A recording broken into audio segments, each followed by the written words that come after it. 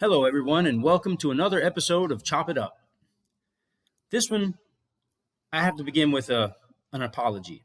I'm going to let you into my head a little bit, let you understand how I think. I try to live my life without apology, meaning I try to always do what is correct. That way I don't have to apologize. I'm not one of those guys who I'm right all the time, no matter what. If I'm wrong, I'm wrong. And I try to be right more than I am wrong. Last week, I was wrong.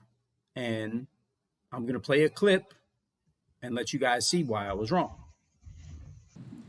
Hello, everybody, and welcome to another episode of Chop It Up. Today, we'll be discussing some issues that are very important to Michelle. Okay. What I should have said was, Michelle has something important to share. Because rape is important. It's important to everyone. It should be important to everyone. It should be important to more than just Michelle. And when I said this is something important to Michelle, it's kind of like I put it in a box where it's only important to Michelle. And all of us have mothers. Some of us have sisters. Some of us have daughters. Some of us have nieces. Some of us have aunts. The bottom line is, if you can say that it's good for your mom, then it's good for everybody. And rape is just bad. Rape is bad for everybody, and rape should be important to everybody. It's an important issue. It's a man-woman issue. It's an everybody issue. And I was wrong when I said that it was important to Michelle. It is important to everybody. And I just want to, this is my apology. I was wrong, and I regret what I said. And there you go. May I interject something? May I interject something? Of course. I am important regardless of my relationship to a male. So the logic that it's because mom, sister, all this other stuff, it's important because I'm a person. Right. Irregardless of my relationship. No. What I was saying is, some people will say, well, I don't know that person, so it's none of my business what happened to her. But, it's like this. If we say it's okay, then for a guy to say it's okay, I don't care, then he should just be able to take the victim out and plug his mom in. Let it happen to his mom. And then say, it's like gunning in prison. And okay, when I say gunning, I'm talking about masturbating in prison, right? It's not just masturbating. It's masturbating in front of female staff or other people. So it's not like private going in the back stall. Looking at the woman and masturbating, And there's a lot of male staff that will diminish that, and that's because they don't get it. It doesn't happen to the guys. But if the guys walked into work and were met with erect penises every day, they'd have a different opinion, I'm pretty sure. Most definitely. Now that brings us to something that I want to talk about. That's something that I want to talk about, and this is a pretty good way to jump in there. A friend of mine wanted me to talk about the difference between a quote unquote convict and an inmate, right? And instead of doing that, what I would like to do is I would like to talk about how officers try to manipulate the situation by throwing the title convict out. Inmate, a guy in prison, someone in DOC custody will write a grievance, and then the officer will be like, oh man, I thought you were more of a convict than that. So now the officer is saying that it's cool for the officer to catch an inmate doing something wrong and write the inmate a DR, and that same officer is going to tell an inmate, someone in custody, that he shouldn't write a grievance when the officers are doing something wrong. So it's like, oh man, I thought you were cool. You're not supposed to write me up. You're not supposed to write a grievance about your rights. Yeah. And because real convicts don't do that. Right. That's what they'll tell you. A real convict stands up for what's right, when it's right, how it's right. That's what a convict is. Yeah. I don't understand how they use that. Who is responsible for what he does, who understands that, the things he does has an impact on the people around him, and he wants to have a positive impact on his environment instead of a negative impact. But I would like to talk about my personal relationship with the grievance process. In the beginning, when I was doing my time and I was committing wrong in prison, when I was breaking the rules. Can we back up for a second? Maybe Sure. we need to explain what a grievance is. Okay. To people that Good might point. not know. The grievance process is part of due process. When an inmate believes that a rule is being violated or misinterpreted or misapplied, or if an administration, an officer, anybody, any DOC employee is enforcing their own rules, which is like an invalid action, any order that is not supported by Florida's. Okay, let me start from the beginning. There's Florida statutes, there's laws in the state of Florida that govern the way people are supposed to be treated when they are in custody, and that govern the way law enforcement are supposed to conduct themselves. From those Florida statutes, the DOC has crafted a policy and procedure directive and Chapter 33. So you have your policy and procedure, and you have your rule. The rule states what is supposed to happen, and the policy and procedure states how it is supposed to be implemented. And it all comes from the law.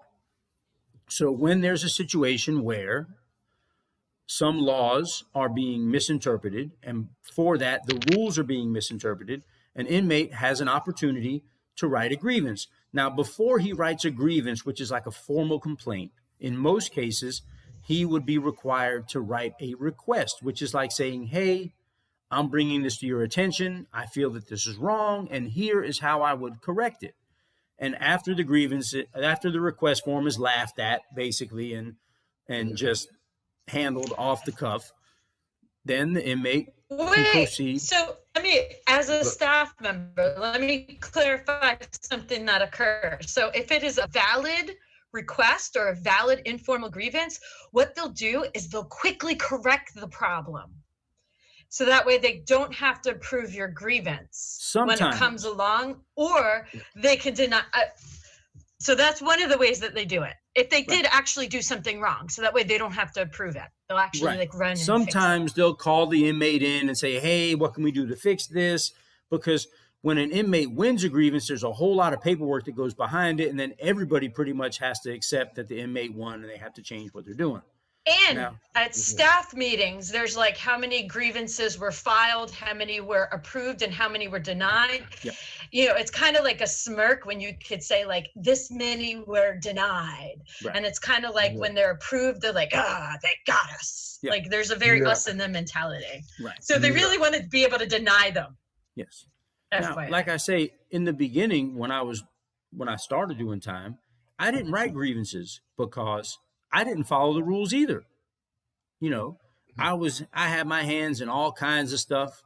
I was breaking all the rules, whatever I was gambling, I was loaning money, I was dealing in things I shouldn't have been dealing in. I was doing a whole lot of stuff. So I said, if I'm not going to follow the rules, I don't care if they don't follow the rules. Who cares? Throw the rules out. Let's all just hang out. And then when I decided that I was going to start following the rules, I decided that they were going to follow the rules too, because if I was going to do it, then we were all going to do it. And that was when I started writing grievances. And, like I say, there's a lot of old timers that would be like, man, I ain't doing that, that. And the cops would say, they call it a snitch kite or this or that.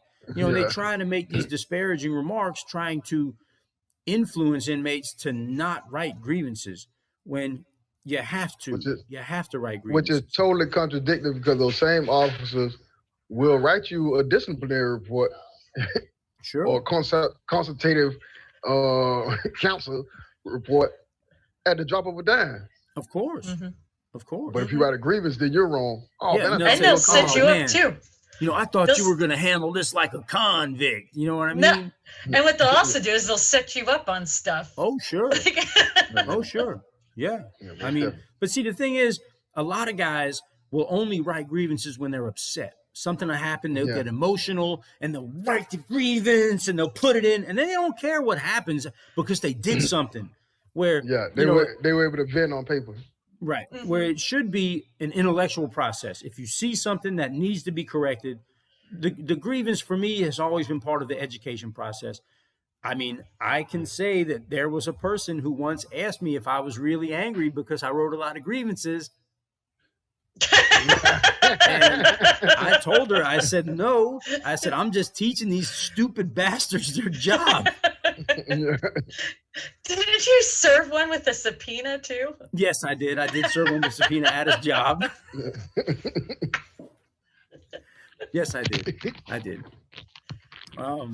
But yeah, so the grievance process is important. We always talk about it at the end of the show, and it's an important step, and this is for people, if you have family members in prison, you need to know about the grievance process, because you need to know who you can call and who you can complain to, because things have to be addressed, and they have to be addressed in the right way, in a constructive way, to make things better. It's not an issue where you can just wait until you're upset, make a few phone calls, cuss people out. That's not going to change anything. You know what they're going to say? Hey, hold on, Barry, you're buzzing. This person's upset. Barry's buzzing. Sound like the. What's that? Barry's buzzing. Barry's buzzing? Okay, it's buzzing. Yeah. It's gone now. Right. Okay. But they're going to hear you like again. We hear the teacher on Charlie Brown. You're going to call, you're going to complain, they're going to wah, wah, wah, wah, wah, wah, wah. And another thing, if you are out there and you are communicating with the administration and the DOC, please email. Don't settle for phone calls. A phone call will only show, the record will only show that a phone call was made. The phone records will not support what was said. So if you're talking about something that you want to make progress on, have them email you, because then you have a record of what you said and what their responses are. Yeah, because what's supposed to occur, which doesn't always happen, is all phone contact is supposed to be documented with, who called, when they called, and what the topic was. Right. But generally, from what I've seen, it's usually when there's a negative interaction with the person that's calling that it's documented. Right. So that way they can turn around and say, see, look, this person was disrespectful. This is why I didn't help them. This is why I hung the phone up on them, and all this other stuff. So there's tricks to all of it. Of course. Don't settle for one email. You say what? I said don't settle for one email if it doesn't get answered. Make sure that you send multiple emails. Barry, there's something going on with your audio. Yeah, it's really low. And it's buzzing. Can't hear you. How about now? Yes. I can hear you now. Yes, this charger. Mm. And I'm at 3%. So it's all, I'm hoping that we don't get damn chargers. What kind of phone do you have? An iPhone or an Android? Android. Mm. And I apologize to our two fans that are watching here.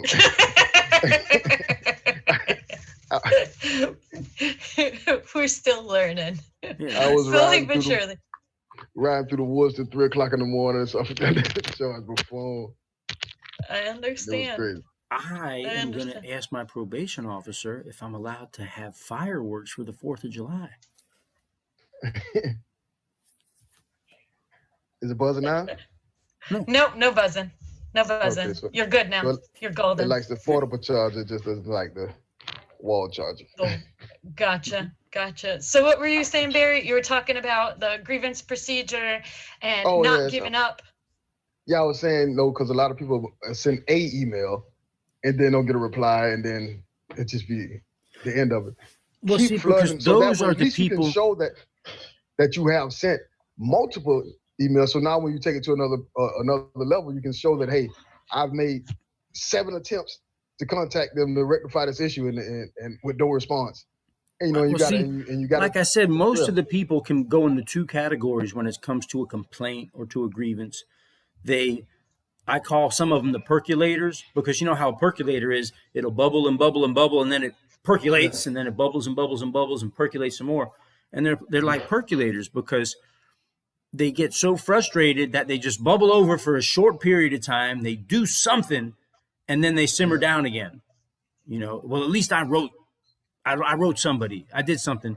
And those grievances usually make little or no sense. You know what I mean? They don't follow any kind of format. And the other guy is the one who sits back and says, this is wrong and it needs to be corrected. And you have to have a commitment. You have to say, okay, I'm going to write this person.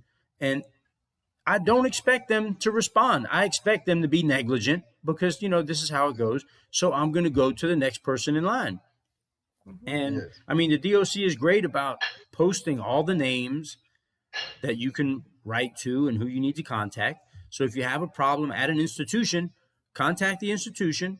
You have 2 assistant wardens, one over security, one over programs. Contact the guy you're supposed to contact, make a record of it, do it via email so you have that on file. And then if there's nothing, then damn going to the warden, go to the region. Exactly. And if you don't get anything in the region, then you go to the department heads up in Tallahassee. You don't have to spend your time just circling the drain at the institution. Well, I wrote the captain, and then I wrote the colonel, and then I wrote the this. No, give them one shot at it at the institutional level. Go to the assistant warden, give him a chance. Maybe if you want to be civil, send him a follow-up email 10 days later and say, hey, look, this is to bring it to your attention. And then if you don't get anything from him, go right to the region and send them a copy. Hey, look, this is what I did at the institutional level. And give them one chance. Maybe send them a follow-up. But you don't have to stay in because that's how they bog you down. How are you going to let this other party dictate what type of relief you can find and from where? Have a format. Have a format before you start. That this is, and that's the important part. Have the format and make sure that you follow it. A good grievance writes what rule was broken, that's right, when it was broken, the who, what, when, where, why, and then they have to have a remedy. You can't just vent out the stuff. You have to say remedy sought, blah blah blah blah blah. The easiest remedy is to say the remedy sought is for this situation to be resolved pursuant to chapter 33 dash whatever. Because the rule grants both a right and a responsibility.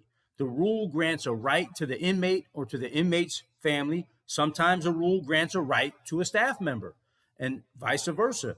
If the inmate has a right, the staff has a responsibility to ensure and live up to that right. If it's the other way around, there's a rule that says officers must address inmates and their families, people under their supervision, with respect, without profanity. Now, that's a rule that people are going to break. Look, I cuss all the time, so I never write a guy up for that when I was in prison. But now if there's a rule that says I'm allowed to have a sweatshirt and an officer comes in and confiscates my sweatshirt, well, now I've got an issue with that. And I'm going to write it up. And my remedy would be have the officer return my sweatshirt and have this officer instructed as to what Chapter 33 allows and orientate him to do his job properly. It's just that especially simple. And most of them, when they confiscate stuff, they don't give you a confiscation slip. So now I cite the rules and say, and not only is that a violation of the rules, but that does constitute theft. So I'm thinking about pressing charges against this officer. Oh, I love that grievance. They always take me to the property room. They might not give me my own stuff back, but I might get a whole bunch of other stuff that they took from other people. But because it's the truth, because you're in violation of the rules. Some of my biggest issues in prison were about property because I was there so long that I had property that was grandfathered in. Exactly. And that was when I had the subpoena too.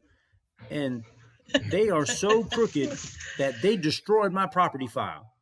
The rule states that a property file is established for an inmate when he enters custody and is maintained until he leaves custody. My property file began in 2012. Can I tell you a particular inmate where there had been a tornado at one of the institutions in the Panhandle? His legal paperwork had been destroyed in the tornado and he had a life sentence, and he kept arguing and nobody wanted to take responsibility for paying for his legal paperwork to be resent.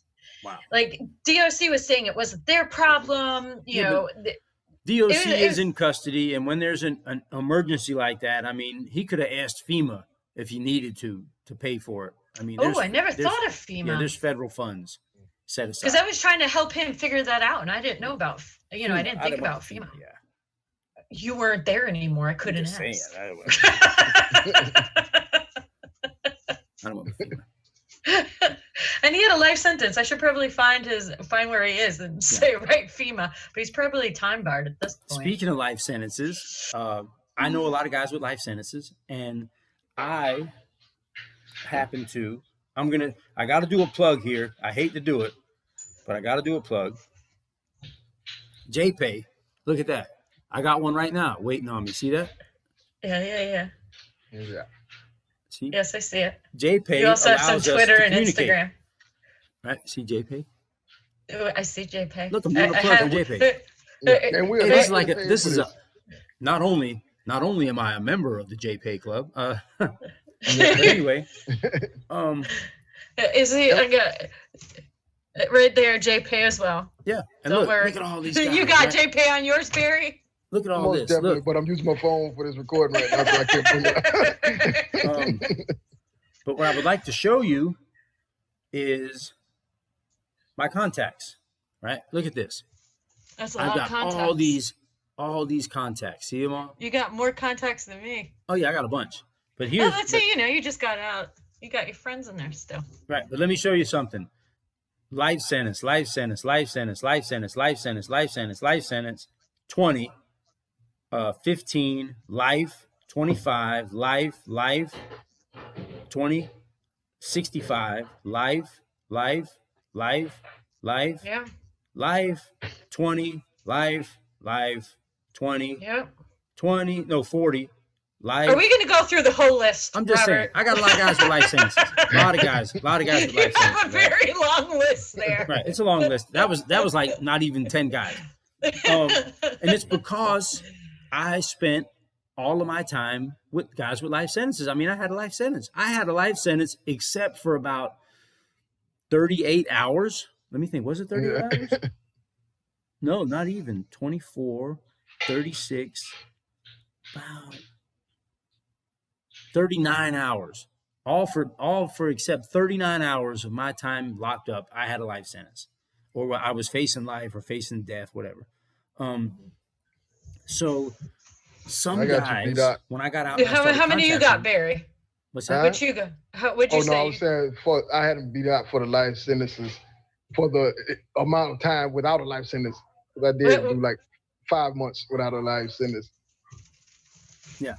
That had to be such a different feeling than the life sentence. Yeah, now I was worried about the short guy stuff. Like, I hope they don't start the outside squad where I got to work outside in between those gates and that kind of stuff there. Oh, see, I never had that. Oh, see, I had one. It was so interesting. He had such a long time, and he had been on CM and all this other stuff. And then at the end of his sentence, they moved him to the work camp, and then he was on an outside work squad.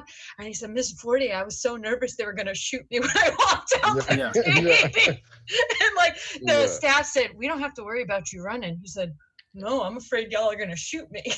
It's crazy. Well, like I say, I spent all my time with guys with life sentences. I even went home from the life for sale in prison. I mean, in the county jail, with guys coming back with life sentences from prison. And I had an issue because shortly after I started writing, some of the guys, they started asking me for money.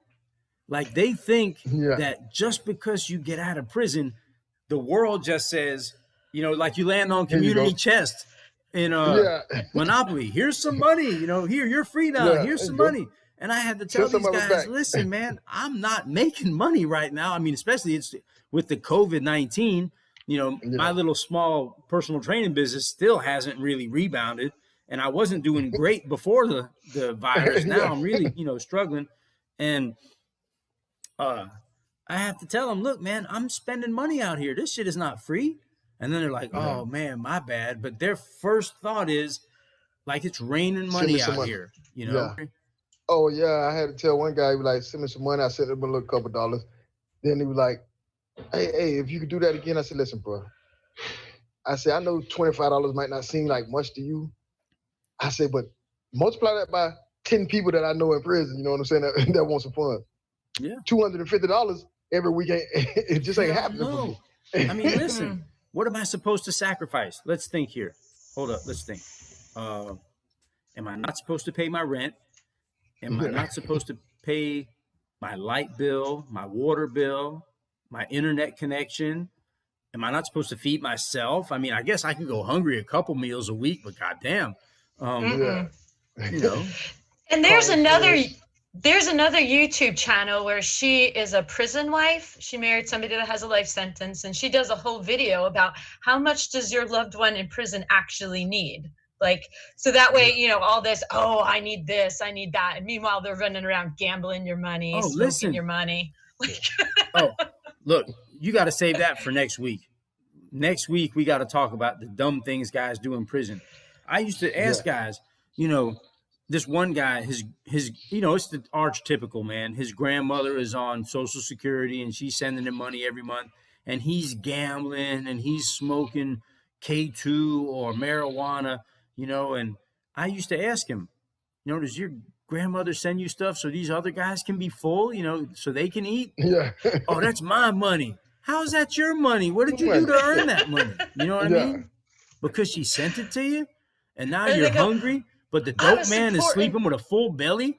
Yeah, you know? Or they sit there and they say, I supported them when I was doing illegal activity on the street.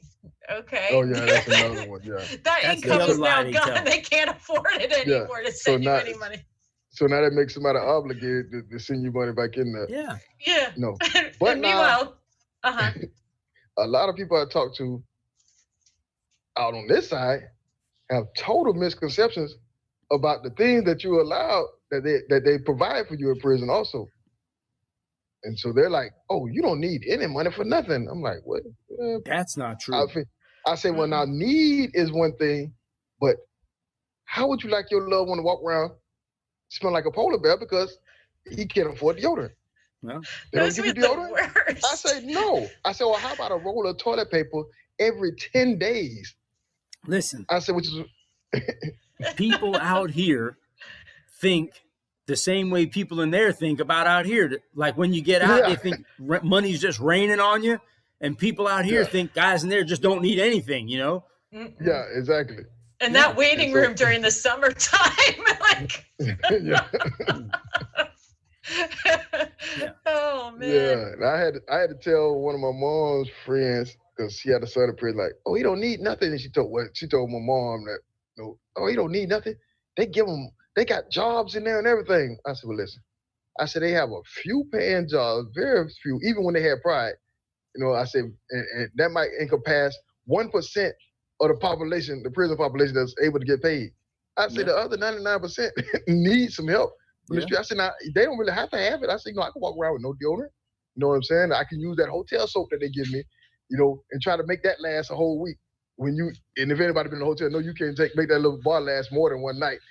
No. But I can make it last a whole week if you want me to. I just bathe with water one day and a little bit of soap the next day, you know. You bird bath it all the time. Yeah. That's crazy.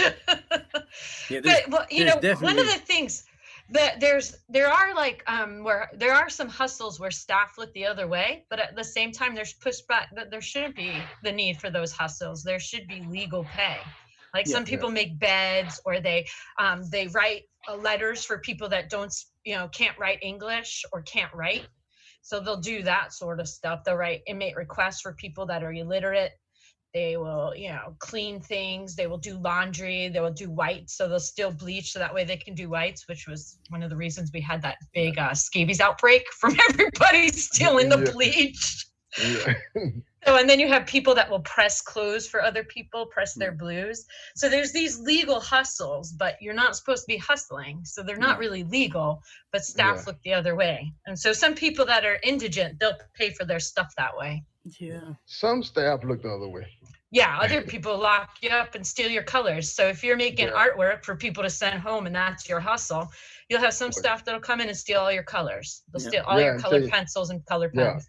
Oh, those color pencils, I don't know how many color pencils I went through. Those color pencils are illegal. you're not supposed to have these. Mm-mm. I'm like, And man, they're am I like really- gold. Oh yeah. Yeah, am I really hurting you because I got a couple Prisma color pencils in here, man? I mean, Yeah, all right, definitely. Yeah. So contraband.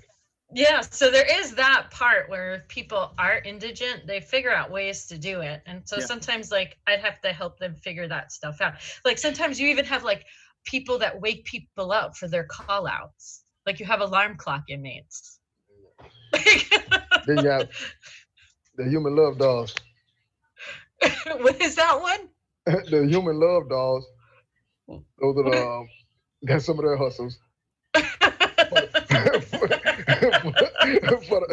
For the lonely guy.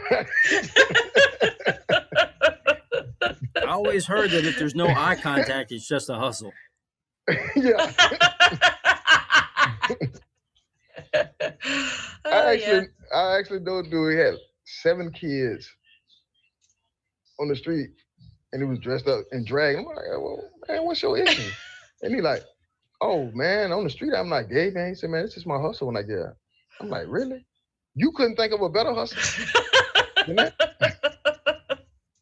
I have one where he's like, my canteen, my locker stays full with this shit. I was That's like, not well, the only thing that stays But full. that's yeah. no, yeah, That's a when heavy you get price the to pay. ninja. Yeah, Yeah. that's That's the a heavy price ninja to right pay there. for. I said his locker's not the only thing that stays full. No, not at all. And then you get the ninja, you get Hep C, you get all those wonderful, wonderful diseases. Yep. Yeah. And that's a whole nother issue to bring up. Condoms in the Florida Department of Corrections refusing to give them out, despite the reality that HIV is pretty prevalent. Yes. Yeah. So, and then people bring that home. Yeah, they do. I saw an outbreak once where a woman was on the street, promiscuous, and this was at Henry too. You're gonna remember this, Barry. And then she came to see her boyfriend, and they had sex. Then the boyfriend came back on the compound and had sex with a dude, and the dude was a prostitute, and he had sex with 7 or 8 more people. And before you know it, they're all in medical. They had an epidemic. You remember that, Barry? Yeah. I think it was gonorrhea or something like that. Gonorrhea. Yes, that's exactly what it was. Yeah. Well, there's That's also issues with the fifi, that somebody had an STD, gave it to the fifi, and then the fifi went around and spread it. Oh, man, poor Fifi. Poor Fifi. And Fifi couldn't go to medical. Yeah, poor little Fifi Fifi, didn't have a and nobody TC brought the number. sick call. You probably got to explain to some of the people what a Fifi is. We'll leave it to the imagination. Yeah. Okay. Yeah. It's about time for you to give the notification here, Michelle. All right. So if you found this interesting or helpful, please like and subscribe. Also, our contact information is in the About section. And also there is, if you need help with the grievance process for a loved one that is incarcerated, you can always hit us up for guidance with that and how to do it and how to get your concerns rectified. I think that's it. Well, pretty much. And if we've said anything that you have a few comments on, or you're interested, or you have questions, please feel free. We enjoy the interactive process, and we always do our best to answer all questions and address all comments. Mm-hmm. All right. Shout out to all the soldiers in Fort Polk. I'm out here visiting right now, so we salute you and we appreciate your services. Absolutely. Yeah.